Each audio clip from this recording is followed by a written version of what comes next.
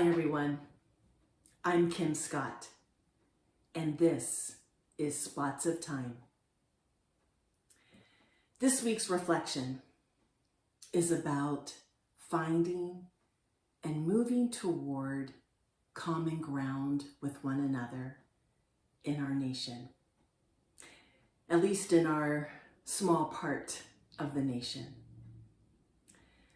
I've been working on this reflection for a while now, in my mind, in my heart, and in my soul. And I've tried to delay, postpone, and just avoid this reflection. But God has been nudging me to use my voice to wake up and shake up ideas, thoughts, and feelings about where we are with race and racism, about where we are with one another. So in my own way, this is my reflection, and this is the insight that I'm sharing today. So to start, let me ask a question, an honest question. How are you feeling? Given my intro, my topic, what was your immediate response and reaction? Know this: where we find ourselves resisting is where we will find the work we need to do within ourselves. So maybe when I announced the topic, you leaned in. But maybe when I announced the topic, you pulled back, you tightened up. It happens to me all the time. A topic will come up, someone's name will be mentioned, and I find myself tightening up. And what that says to me is I have work to do. And whether that's the work of understanding, forgiving, healing, there's work that needs to be done. That's what my body is telling me. And so I ask you as listeners to lean in to this conversation today with an open heart and an open mind. I think I know what I want to share, what I want to say, and actually I'm using note cards for this recording. This is an important topic, and it's a big topic. There's no way I can say it all. But I think, what I want to share today to get us thinking about and moving toward common ground. But I too come with an open heart to see where the Holy Spirit will lead me. So in just a couple of weeks, it will be the anniversary, the 1-year anniversary of George Floyd's death. And as we all were witness to a few weeks ago, Officer Derek Chauvin was found guilty of murdering George Floyd. 9/29. We've heard that a lot this year. That's how long it took. 9 minutes and 29 seconds to snuff out the life of George Floyd. Do you remember where you were when you heard the news? What did you think? How about when you saw the video? Do you remember what your reaction was? What your response was? Did it matter? You know, sometimes when we see things or we hear things that don't pertain to us, we're indifferent. It doesn't matter to us. And as I was preparing for today's reflection, I was trying to find context as to what was happening in my life at that time. And so I looked back over my texts. Now, I don't know if you're the kind of person that deletes texts often. I never delete my texts. I have texts going back more than a year ago. So I was looking at my texts and I found some conversations that were happening during that time. On the day of George Floyd's death, the next day when the video went viral, when the protests started, and some of the texts seemed detached. People were asking me about if we were having Bible camp or if I knew when the church was going to reopen. But then there were some texts that were dialed in, asking how I was, sharing how their hearts were breaking. But it got me wondering, does any of this resonate? Does any of this matter to the people I work with, I walk with, I worship with? Well, the day was May 25th, 2020. I remember it well because it was the day of my birthday. And Orange County was still pretty much shut down, but San Diego County was opening up. So my husband and I decided to steal away and go to our favorite place in Carlsbad. It was a great weekend for all of us. But that day, May 25th, was a Monday, Memorial Day. And so we packed up, we came home and got settled, were relaxing. And then that evening, the news highlight was about a woman in Central Park who had been filmed having a conversation with a Black man, and who then called 911 to falsely report that he was threatening her. And they played the video over and over again. And I'm not sure what my reaction and response was, but I remember making a mental note to have a conversation with Kiara about being careful with her words and her actions in public so as not to be misunderstood as a threat. Whenever news reports like this come up, we have those kinds of conversations. How about you? Have you had to have those conversations with your children about being pulled over, about being confronted because of the color of your skin? Then later that night, Kiara came down and shared that social media was blowing up about the story of a Black man being killed by a police officer because he was kneeling on his neck. And we watched the video, and it was devastating, shocking.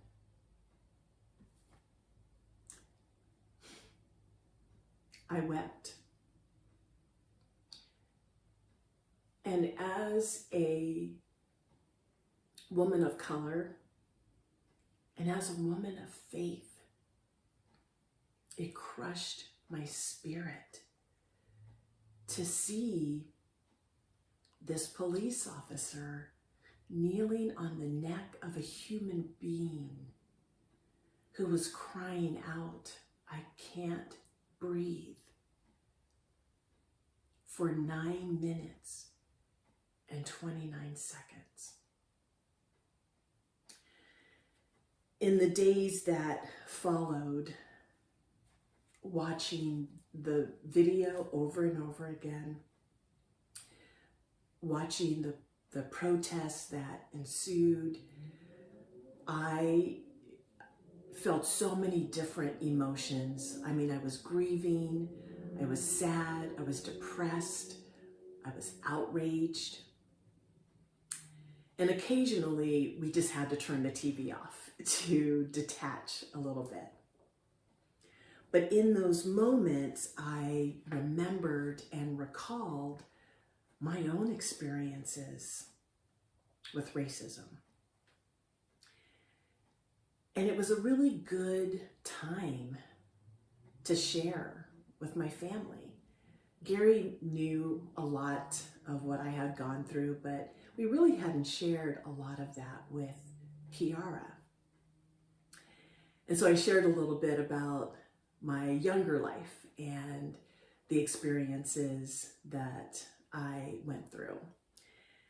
You know, I always knew that I was Black, but I didn't know or realize that Black meant not as good as or different until I was about 12.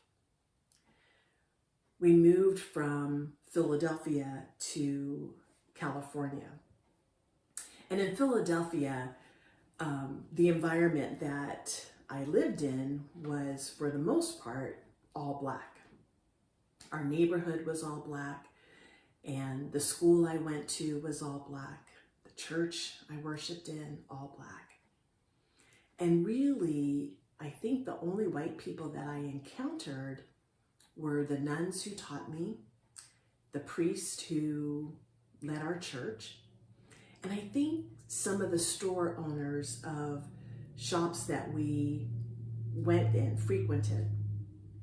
And as a 12-year-old and younger, it seemed like we were all accepted. We were separate, but we were all accepted.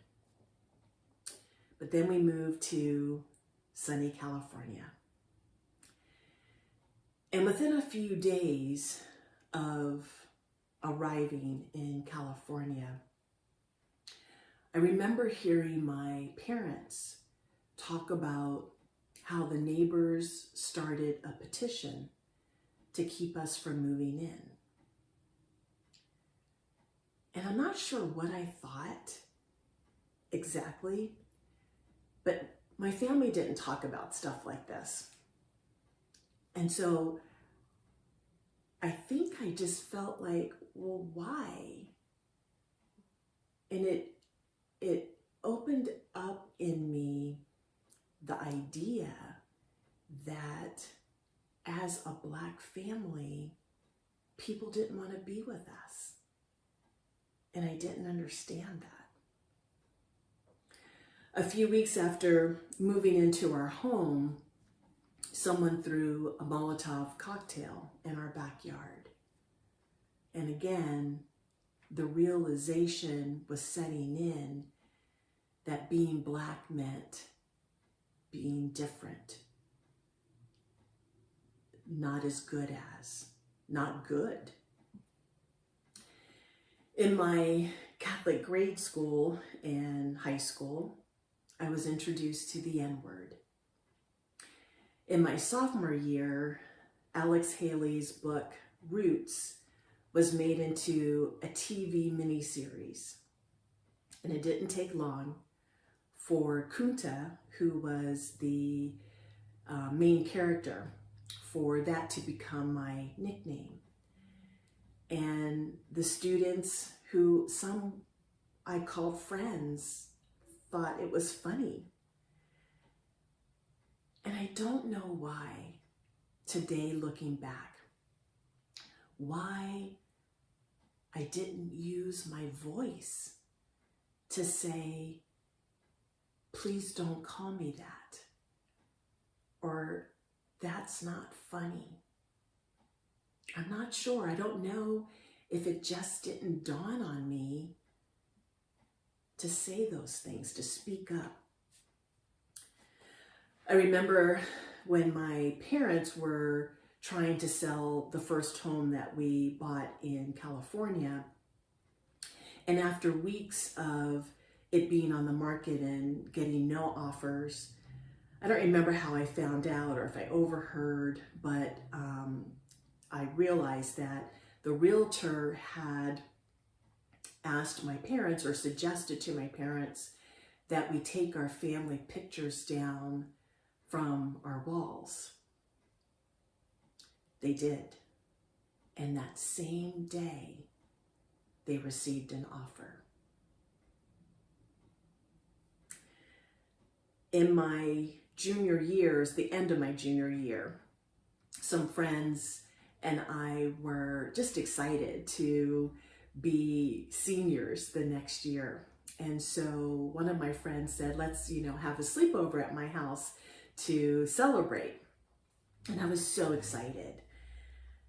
But then the next day, she told me that I was not able to sleep at her house because her parents didn't want a Black person in their home. And I often think about her, and I often think about what that conversation looked like. I mean, obviously she thought it was okay to invite me, but what did her parents say to her? And how did that change her? What ideas did that plant in her mind and her heart about people of color that they weren't as good as? And that's the realization that set in and that was planted within me time and time again as I experienced these things. That as a Black person, I was different. I wasn't good as. And even my dad felt that way. I remember him sitting me down in my high school years. I was an average student, and he told me that I needed to try harder. And he said that as a Black woman, I needed to be better than others, to be seen, to be recognized, to be acknowledged. I had to be better. I took that to heart. And sometimes it still haunts me. It's still a part of my DNA. It's a part of who I am and how I present myself. Anyway, these are just a few memories that I wanted to share, just to give you an inkling of my struggle, my experience. Let me ask you a question. When was the last time you were the only one of your kind in a room? Where you were the only Black person, Latinx person, Asian, white person, woman? When was the last time you were the only one in a room of other people? And how did that feel? And if that has never or not usually your experience, how do you think that might feel? And would it surprise you to hear that that's my experience every day? Every day. I, in a room, am usually the only Black person. Now, I've gotten used to it over the years. My parents taught me to assimilate, to fit in, and I think I do a good job of that. But every now and then, I realize, I'm aware that I'm the only one in the room. It can be isolating. There's a song by an artist named Mickey Gayton. It's called Black Like Me. And in the chorus, it says something like, if you think we live in the land of the free, you should try being black like me. Now, it is not my intention to be a tutor on racism. I'm just sharing my own struggles to open up your perspective, your understanding of what another has experienced, someone you know, what they have experienced. You know, I say this all the time about the importance of opening up our own perspectives and leaning into the stories and the experiences of others. That's how we find and move toward common ground. We need to lean into the stories of others, of Blacks, Asians, especially today, Latinx, LGBTQ, Jewish people. You know, a couple of years ago, there was an anti-Semitic incident involving high school students that was on social media. And it was really shocking and appalling to me that in 2019, kids thought it was funny to wear swastikas, to give the Nazi salute to one another. I mean, they thought it was a joke. And it was just surprising that in this day and age, that we don't know better. There was a community gathering, a discussion of, healing and coming together. And I so wanted to be a part of the conversation to increasing awareness and bringing people to healing. Anyways, I went to a town hall meeting, and the intention was to do just that, to build awareness and to bring forth healing in one another. And so in this town hall meeting, there were people from the community and some Jewish students. There were representatives from the Anti-Defamation League. There were even Holocaust survivors. Oh, it brought tears to hear the stories of the students and their experiences with anti-Semitic jokes and experiences. And I remember there was one student who talked about his experience, and he shared this conversation that he had with a non-Jewish student. And the non-Jewish student asked him, well, where's the line? Where's the line between the joke and an act of bigotry? And the Jewish student said that he responded, there is no line. The joke is the act of bigotry. Mind blown. That was the voice I had wished I had when I was in high school.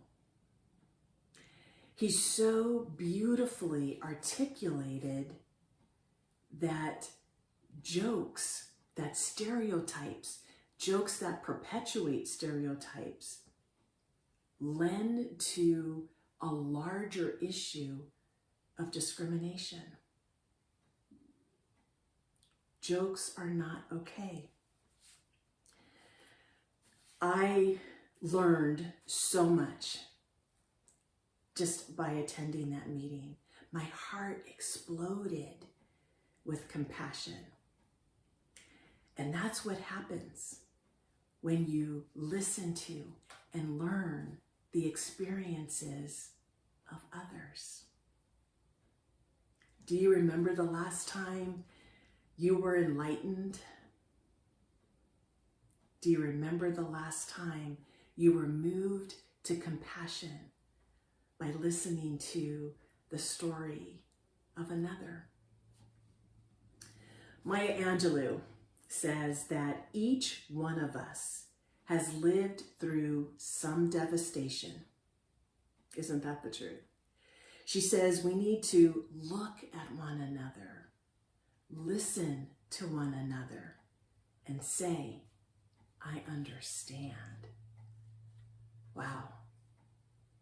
That's how we find common ground. I recently heard Tyler Perry say, we need to meet in the middle, that it's in the middle where healing begins. And as believers, the common ground is always embedded in the fact that we are all made in the image of God. We are all made in the image of God. Thomas Merton, who is or was a Catholic monk and great theologian, he said that we have to guard the image of every human being. For the image of every human being is the image of God. Can you imagine if we treated people in our workplace, in our family, in our communities, out in the world, as if they were the image of God? As believers, we were shown an example of radical love, a love that forgives, a love that doesn't judge or hold grudges, a love that inspires hope, not hate, a love that includes and doesn't exclude. You know, every day we have a choice to express that kind of love and to look in the face of all people, even people who hurt and hate us, to look in the face of all people and see the face of God. That's the choice we have. Or we can choose to stay in our comfy silos and turn a blind eye to the struggle of others. One of my favorite authors, James Baldwin, said something that really hits between the eyes. He said that the most despicable thing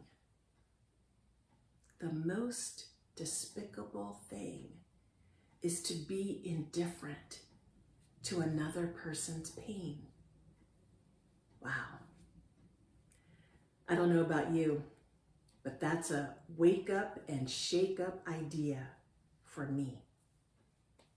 I don't want to be indifferent to another person's pain, another person's struggle, another person's feeling of isolation or separation or injustice, inequality.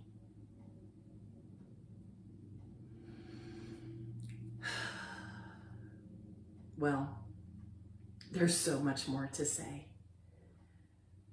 But I think I've given you a lot to chew on. Even myself, I'm chewing on a lot of what I shared. You know, over the last year, much has been seen and shared about the racial divide and the injustice in our country. Not just about Blacks, but about Asian Americans, Latinx, the LGBT community. But here's what I want to say to close out my reflection. Don't do nothing. I know that's a double negative, but that's what I want to say. Don't do nothing. Do something. Sometimes it takes us a minute to figure out what the right thing to do or to say. But do something. Educate yourself. Educate your children, your family. Teach compassion. Listen to the stories of others. Share your story and struggle. It was eye-opening to Kiara when I shared some of the stories from my childhood. And even Gary, he lived a life of never feeling different, of never being the only one in the room. But then he met me. And the more time he spent with me, and of course since our marriage, he has experienced and struggled himself with discrimination and racism. Lean in to learning the struggle and the story and the experience of others. And I want to say this, we've heard a lot that Black lives matter, and they do. What I want to share is all lives matter. From womb to tomb, all lives matter, because we were all made in the image of God. That's why all lives matter.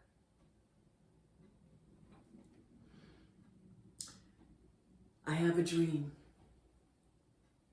Yes, I do. I have a dream of a world living in unity and clarity and trust in one another. I have a dream that one day there will be peace and love among us all, and that we will share mutual respect for one another, for the very breath, the very Spirit of God within each one of us. That's what I encourage you to think about this week. That's what I'm going to think about this week. That's what I'm going to pray about this week. That how can I move toward common ground to making this dream come true? Now, we're not going to get it right every time. But in the words of the great Maya Angelou, she says, do the best you can until you know better. And then when you know better, do better. Amen to that. That's it for today. That's a lot for today. God bless you all. Until next time, be bold and be blessed. Bye, everyone.